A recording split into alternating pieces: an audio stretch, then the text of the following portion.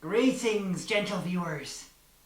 As some of you have no doubt noticed, I have to date reviewed a load of films connected to Christianity.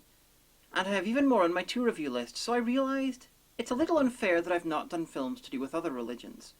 Except for Faust, but that's about as silly as that religious movie the Minions made about me. But ever since I reviewed Left Behind, I've been searching for non-Christian, insane-as-fuck religious movies worth reviewing, and a while back I thought I'd found one, in Brigham City. A movie about a serial killer made by and for Mormons. As soon as I heard about it, I imported a copy, expecting it to be amazing and a perfect review material. But there's always a but. I watched it, and it was as good as a PG-13 rated serial killer movie really could be. And frankly, it wasn't nearly weird enough to make a good review out of. So do yourself a favour and check out Brigham City when you finish watching this. It's available on Amazon.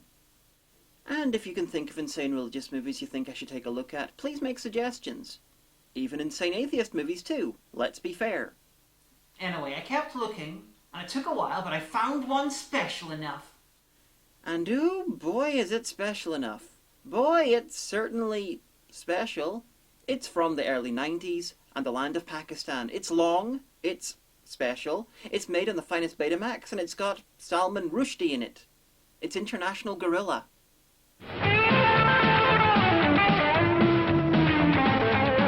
And that's not the soundtrack I was expecting. Excellent!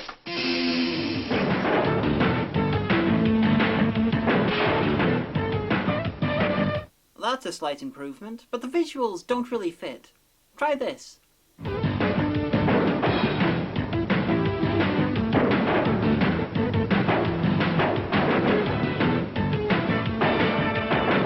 We open on some clearly evil people, and how do we know they're evil? Look at how much champagne they're drinking. It looks like a Dom Perignon advert. Chief Batu Batu, an Israeli general and part-time international crime boss, arrives. He's the guy wearing the red cowboy hat of power. Everyone's been brought together to hear Batu Batu's plans for stopping all the Muslim nations of the world joining forces as one country. Interesting goal. Especially considering that several of those nations don't like each other very much. There's times when Shia and Sunni can make Catholics and Protestants look like two completely different groups who are very similar but still don't often like each other very much. But a bit less. But back to the film. I think Batu Batu might be deaf. Not only is he yelling every fucking line, but he can't hear the air raid siren outside. Mussalmana ka iman jal ke raak ho jayega. And that's what we people want! Anyway, after all that rousing speeching, what's a Pakistani film without random song and dance sequences? Well, thinking about it, that'd be hell's ground. But it's got zombies instead.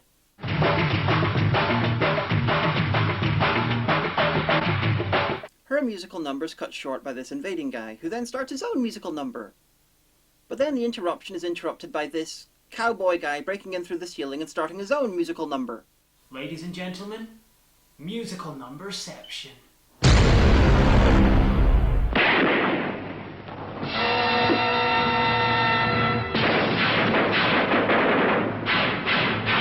Thank you, Mr. Gupta.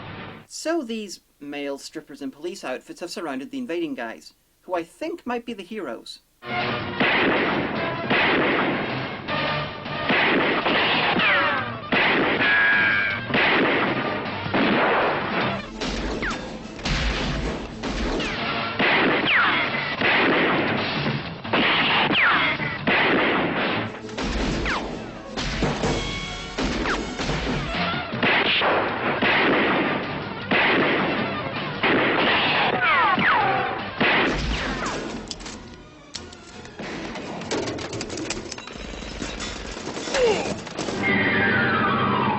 Salman Rushdie ने कुरानी आयत को शैतानी आयत कहकर क़यामत बर्पा कर दी। इमाम खोमेनी ने सलमान रुश्दी को वाजिबुल कत्ल करार दे दिया। best dramatic use of a globe ever. Salman Rushdie has written a book, The Satanic Verses, that wasn't very popular across the Muslim world, and as a result, there's been calls for his death. Because killing someone is a perfectly appropriate reaction to someone saying something that you don't like. That's what I tell myself whenever someone says they like J.J. Abrams' Star Trek. The heroes hear about the Satanic Verses and chide this woman for calling on Allah to destroy Rushdie. Because killing's not a job for God, or a trial, it's a job for a man. A man in a thriller jacket. And a guy who can teleport mid-sentence. As khabis nu qatl karan lai Muhammad de har ghulam nu ghaflo toine. I love how Michael Jackson starts his line, walks across the room and then walks right back. Almost as though he briefly got the King of Pop mixed up with Zach Morris and he was trying to do a timeout. Assi mar jaiye te sanu rona nahi bete aise lai ke shaheed nu rona manaye. Back at the station, the villainous police chief is preparing his men for demonstrations against Salman Rushdie by ordering them to shoot the demonstrators en masse. लिहाजा इस जुलूस नू रोकना है दिल्ली गोली भी चलानी पे तो दरेव ना करना सर जेड़ा कानून आशिकाने रसूल ते गोली चलान दा ऑर्डर करे. But they do have a reason to stop people protesting. I do it all the time. We shall not be moved. We were only protesting the UN sanctions against our country. We love you, mistress. It's pretty obvious that the police chief is evil, but this scene's set up as a serious problem.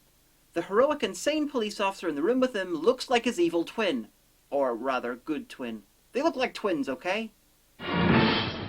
जुलूस कोई नहीं रोक सकता गुस्सा कोई गोली ठंडा नहीं कर सकती. मेरा मतलब है जुलूस निकलेगा. तैनू दिते गए अख्तियार. Oh man, Luis Guzman looks pissed. I'd listen to him.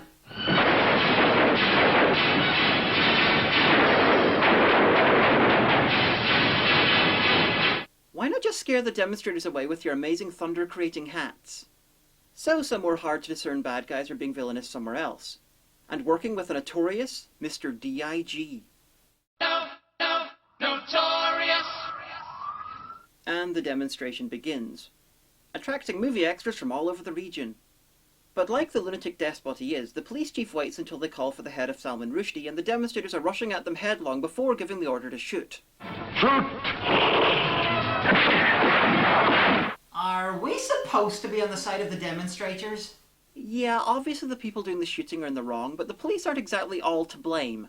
They're kinda reacting to a massive fucking crowd fueled by nonsensical bloodlust that's rushing at them headlong.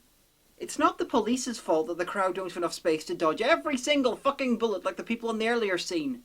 But then again, they were main characters and these guys are just extras. And from here? As in, right here. It's looking like one lot of bastards overreacting to another group of bastards who overreacted to a third guy, who you may or may not see as a bastard, depending on whether you're a literary critic or not.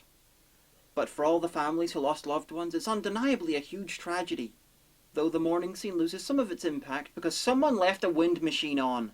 ये जुलूस उਦੋਂ तक जारी रहेगा जदों तक सलमान लानती खत्म नहीं हो जाता. So the cop who quit heads to the police chief's house, killing everyone in his path to get revenge. Because clearly the guy who wrote the book that you don't care for is a bigger villain than the guy who killed your friends and family, and his death must be kept for the finale. He meets up with the criminals from earlier who interrupted the musical numbers, and after beating and murdering the police chief, they all team up. But a big question hangs over everything. How the fuck am I supposed to tell everyone apart? Two of the heroes don't have moustaches. Nah, that's much better. And it's time to find Salman Rushdie, via invoking the power of God. मेरे मौला तैदू तेरे प्यारे नबी दा वास्ता सानू सलमान रुश्दी तक पहुंचा दे. आमीन सुम आमीन. Oh me! Allah has the power to influence the very film itself! I gotta learn how to do that. On Salman Rushdie's island, which is apparently in the Philippines, but I'm not seeing any giant frogs or alien lesbians, so I'm unconvinced. Salman's security is run by Chief Batu Batu, who's currently not an international crime boss but is still a rogue Israeli general who apparently is high enough to think he's still in Tel Aviv. And certainly high enough to yell his own name out during exposition.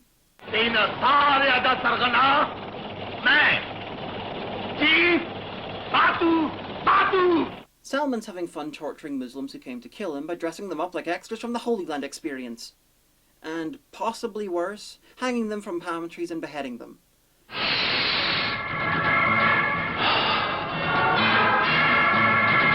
ਜਦੋਂ ਵੀ ਆਸ਼ਕਾਨ ਰਸੂਲ ਦਾ ਖੂਨ ਮੇਰੇ ਸੀਨੇ ਤੇ ਡੁੱਲਿਆ ਹੈ ਅਸਮਾਨ ਤੇ ਖੁਦਾ ਤੇ ਜ਼ਮੀਨ ਤੇ ਖੁਦਾਈ ਪਰੇਸ਼ਾਨ ਹੋ ਜਾਂਦੀ ਹੈ. I've had a brief thought about this. Salman Rushdie wrote a book, and now he has to be protected by an international military force because he's under constant attack. He's constantly dealing with people coming to try and kill him because of his writing. And now he takes joy in killing those who would take joy in killing him. ਇਹ ਹੋਈ ਮੈਂ ਚਾਹੁੰਦਾ ਸਾਂ ਤੇ ਇਹ ਹੋਈ ਹੋ ਰਿਹਾ ਹੈ ਤੇ ਉਦੋਂ ਤੱਕ ਹੁੰਦਾ ਰਹੇਗਾ ਜਦੋਂ ਤੱਕ ਇਸ ਜ਼ਮੀਨ ਤੇ ਵਸਣ ਵਾਲਾ ਇੱਕ ਮੁਸਲਮਾਨ ਖਤਮ ਨਹੀਂ ਹੋ ਜਾਂਦਾ. He's just fighting and winning the insane war that the assassins began. There he was, minding his own business and irritating people with his writing, and they randomly started trying to kill him. You could replace Salman Rushdie with anyone the least bit controversial, and this would be the same. An epic bit of overreaction. What's Salman Rushdie supposed to do? Lie down and die? Not turn into a blood-crazed psycho bastard? Not harvest the organs of innocent Iraqis and use them for organ transplants? Oh, sorry, wait, that's another Islamexploitation movie with the crazy villain who's a random Jewish sidekick. It's called Valley of the Wolves, Iraq. My point is, I'm not seeing an obvious dividing line between the goodies and the baddies here. And this is supposed to be a good triumphs over a cartoonish evil sort of film. ਮਰਨ ਵਾਲੇ ਇਹਨਾਂ ਮੁਸਲਮਾਨਾਂ ਨੇ ਤੁਹਾਨੂੰ ਅਮਰ ਕਰ ਦਿੱਤਾ ਸਲਮਾਨ. ਹੁਣ ਦੁਨੀਆ ਦੇ ਹਰ ਅਖਬਾਰ ਦੇ ਪਹਿਲੇ ਸਫ਼ੇ ਦੀ ਪਹਿਲੀ ਸੁਰਖੀ ਤੇ ਤੁਹਾਡਾ ਨਾਂ ਹੋਵੇਗਾ, ਤੁਹਾਡਾ. Ah, yes. A man who's famous mostly for irritating and boring writing is actually famous for murdering Muslims. Must have missed that. Of course, the behind-the-scenes bits with Salman and his men is just weird. Not only because Salman's apparently a drug lord, slave trader, and probably responsible for greenlighting endless Air Bud sequels, but because the scenes seem to be taking place inside a gay Mexican soap opera. ਉਹਦੀ ਅੱਖਾਂ radar ਨੇ ਮੁਸਲਮਾਨ ਕਿਸੇ ਰੂਪ ਵਿੱਚ ਵੀ ਹੋਵੇ ਉਹਦੀ ਅੱਖ ਉਹਨਾਂ ਲਈ ਮਕਨਾਤੀਸ ਤੇ ਹੱਥ ਮੌਤ ਬਣ ਜਾਂਦੇ ਨੇ. ਤੇਰੀ sister look she is there.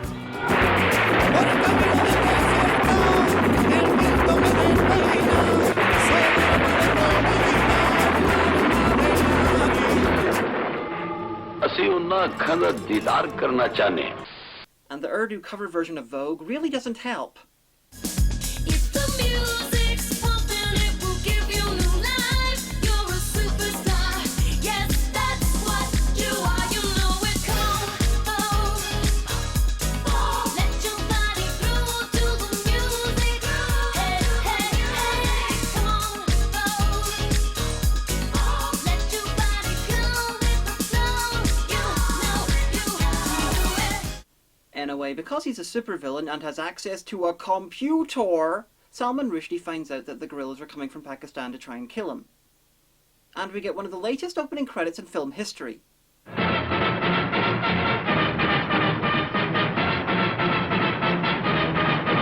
The clever bastards wait 50 minutes, just long enough to forget that we never saw the film's title, and then bang! Title all over the place! And this is just wonderful. These four, even though everyone knows they're coming to kill Salman Rushdie, get less hassle at customs than I do. So after the finest action scene involving tiny bikes blowing shit up and A-Team style shooting that was ever filmed for 35 pence, they end up tied to a tree with some dynamite. Yeah, the word subtle doesn't really exist in this film. ਹੁਣੇ ਆ ਤੁਹਾਡੇ ਲਹੂ ਨਾਲ ਬੁਝੇਗੀ ਇੱਕ ਧਮਾਕਾ ਹੋਵੇਗਾ. I think I've just found Sacha Baron Cohen's next movie character. So they're blowing up the guerrillas so that no one will ever dare to try and kill Rushdie again. Great plan, asshole. You've been killing these idiots for weeks. But interestingly, the guerrillas want to kill Salman Rushdie so no one will dare to write stuff that they disagree with ever again. So I'm beginning to think that the villainous Sergeant Pepper might actually be the lesser of two evils. Anyway, as other James Bond villains could have told him, you don't take off in your helicopter doing your victory laugh when you have more guerrillas out there ready to kill hundreds of your men to save their friends. ਇਹਨਾਂ ਕੁੱਤਿਆਂ ਦੀ ਮੌਤ ਸਲਮਾਨ ਰੁਸ਼ਦੀ ਨੂੰ ਦੱਸਣ ਲਈ ਕਾਫੀ ਹੈ ਕਿ ਆਸ਼ਿਕਾਨੇ ਰਸੂਲ ਨੇ ਗੁਸਤਾਖੇ ਰਸੂਲ ਨੂੰ ਮੁਕਾ ਕੇ ਜਾਣਾ ਹੈ.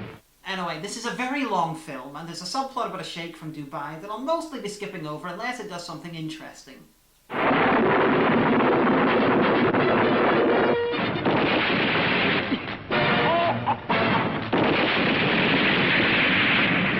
Oh, which it almost instantly is. So why is this guy coming to visit Salman Rushdie? A guy the film thinks is dedicated to killing all Muslims everywhere? I don't know, and the film can fit a lot of information into its 2 hours and 46 minutes, but not that. So I have no fucking idea. It's probably something to do with being an unbeliever, or corrupt, or resembling Conderman's imitation Arabs too much, or they're undercover or something. There's enough crap comedy in the next few minutes to explode Galvatron 4 or 5 times. So I'm pretty thankful when a cross-dressing gorilla infiltrates their hotel room and threatens him into getting him and his friends close to Rushdie. Which in turn leads to another musical number. Which I'm gonna skip.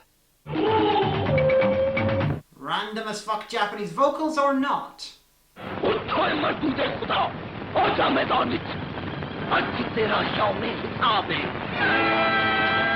Come get some.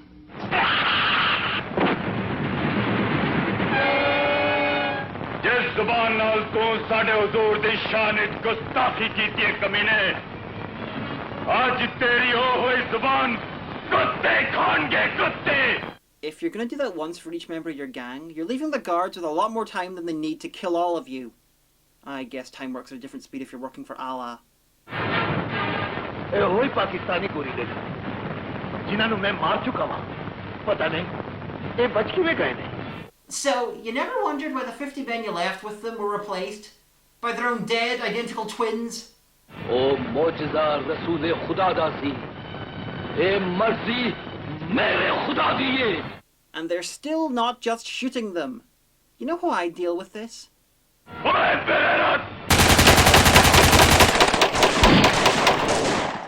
And scene. Movie over.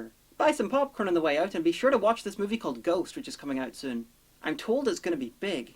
So, yelling over, there's more action, and you could edit lots of these shots into Troma's War, and most people couldn't tell the difference.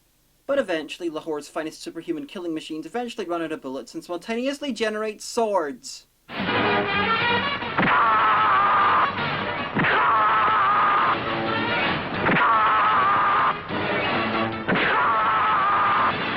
But, spoilers, the film's not had its Inglourious Basterds moment yet, and that's not Salman Rushdie. It's a double.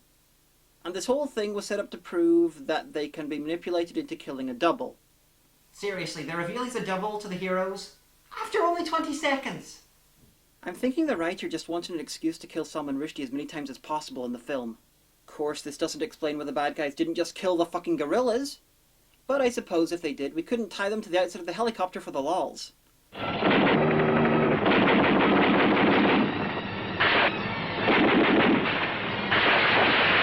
My, Salman Rushdie has a lot of hand grenades.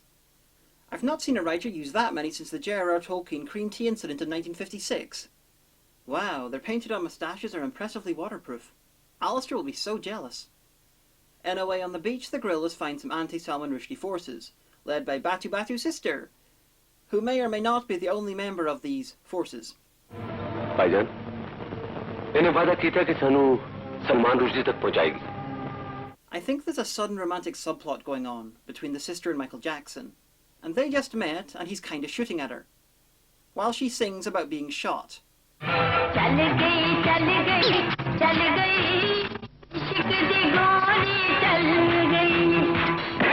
Apart from the obvious what the fuckery, won't the sound of the bullets bring Salman Rushdie's men? And how the fuck did they teleport into a fucking city and a Duran Duran music video? Oh no. Oh no. Oh, I get it. He's firing blanks. And this symbolizes it. Doesn't explain any of the other shit, though.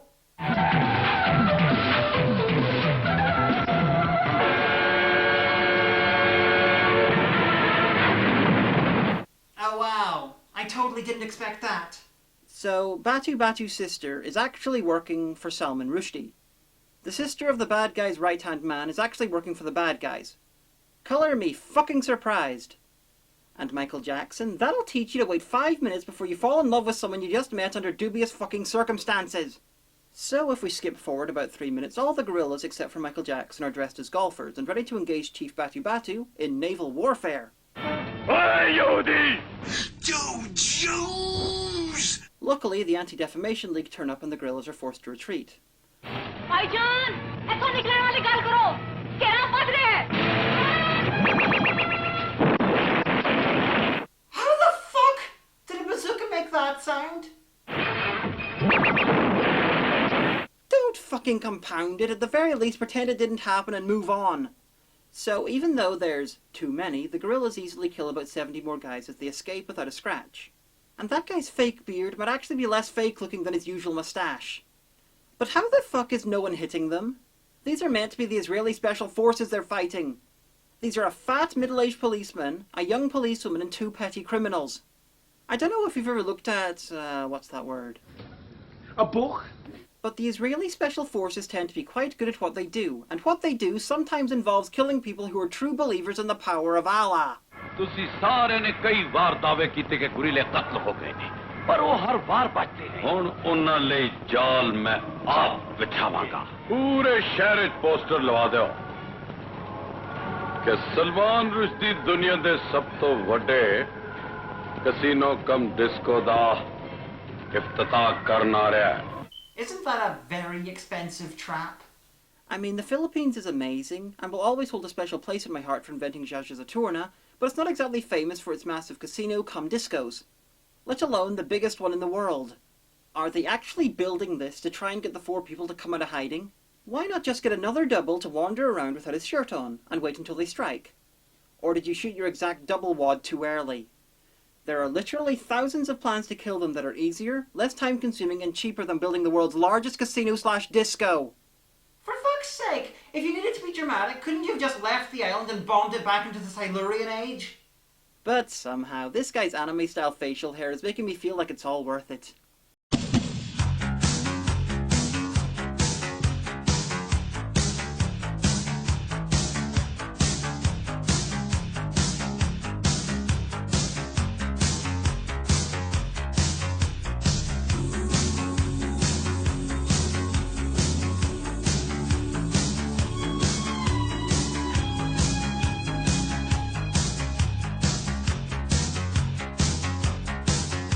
When darkness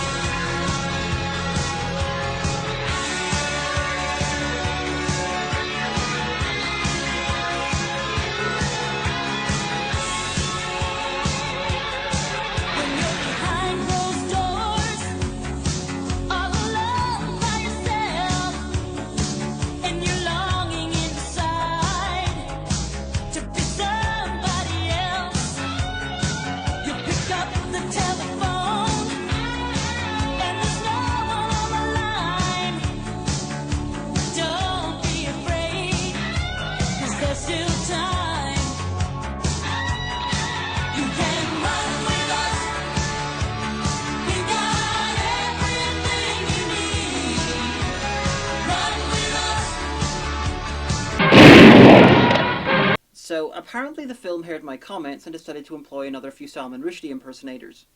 And until the Rushdies started hanging out together, the reuse of footage made me think my copy was broken, and it was repeating parts of itself. I have to question the logic of putting all your salmons in one basket. Coloured room. Apparently, everything I thought I knew about reality is wrong. Literary lookalikes are a booming fucking business. With, I hope, massive hazard pay, because the Guerillas have decided to dress up as Batman and attack with firearms. मर्दो जिन्ने भी रूप धार लवे साडी अख तो नहीं बच सकता. I bet you thought I was kidding about that. तेरी इस शैतानी शक्ल नु इस तरह बगाड़ांगे कि शैतान भी तेरी शक्ल नहीं पहचान सकेगा. Nice to see they got Frank Miller in to pep the script up a bit. But Salman's got his men set up, and all three of the Batmen are at the mercy of his men and their bigger guns. And the following scene of three Batmen in a gunfight with an army of Israelis is just too amazing to put on screen, so we get this.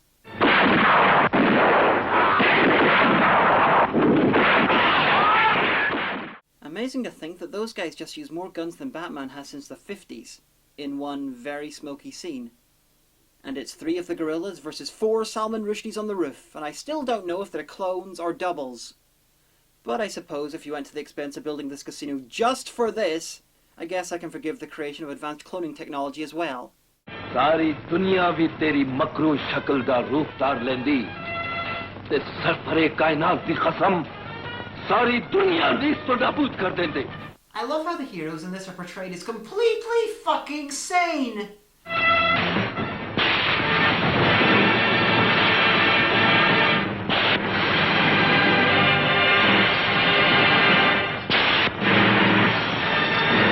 Oh, just doubles. That's disappointing. साडा वार फिर खाली गया भाईजान. The real Salman uses his freakish impersonator skills to phone one of the Guerillas' mother, or sister, or wife, and convinces her to join him in the Philippines. The bastard. Luckily, the Guerillas have managed to hit up a costume shop and are laying in wait.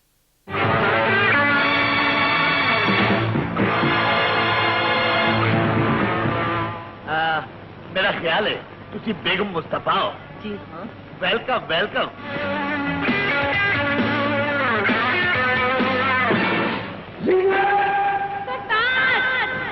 Chase, chase, chase, thrills, spills, drama, gunfire, unlimited ammo, still chasing, warm weather, some dust, etc., more etc., and they're done. मेरी बाबी मानो छाटे मक्कारा. नहोरे में ना हो तो तक सादी कैदी बंद रहेगी जदों तक तुसी एनु चुरा ले सलमान रुश्दी के सामने अपने आप को पेश नहीं कर देते. तेरा अंजाम नजदीक आ गया है. नजदीक आ गया है सलमान रुश्दी शैतान. Why not? Just fucking kill them! So Rushdie has the mother or sister or wife captured, and the Guerillas are on their way. Until they arrive, it's time for some torture. Chief, इन्हों बंद कर दे. दे सिर ते साडी किताब दी tape चला दे. वो आया ते सुनेगी तो सारी रात सुनेगी.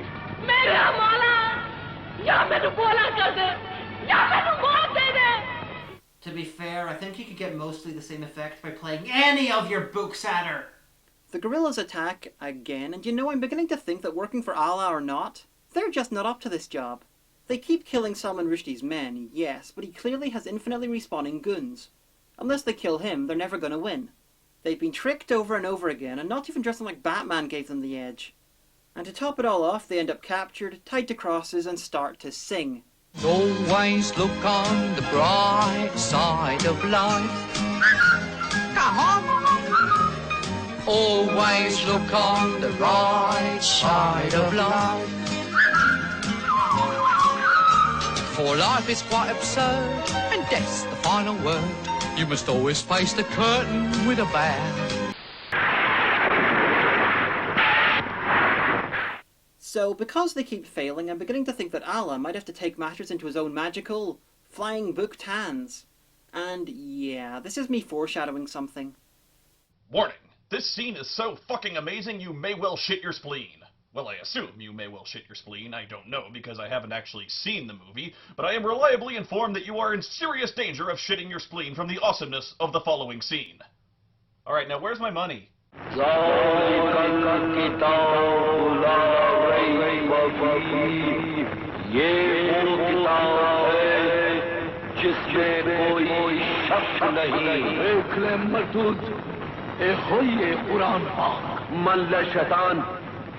के कलाम पाक का मुहाफिज खुद खुदा है।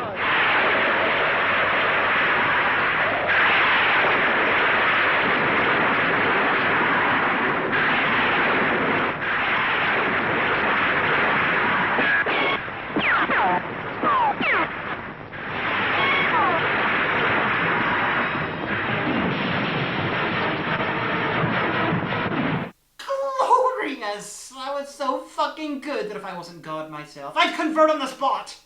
Oh, and just before the carnage, the unthinkable happened. Chief Batu Batu's sister converted to Islam because of direct intervention from the All-Powerful.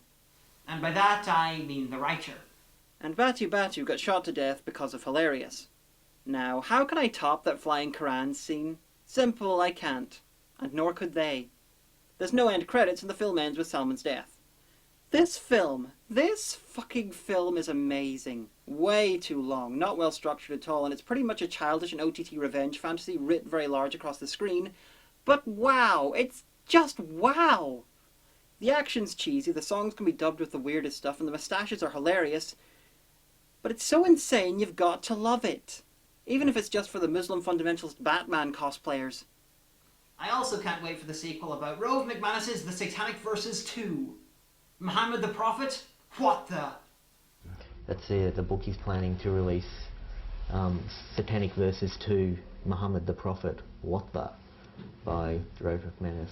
Of course, Rove McManus never actually wrote a book called Satanic Verses 2, and material attributed to Rove in this story was created by me and a colour photocopy machine. I'm the Amanda Hagan, and I have to live with that every day.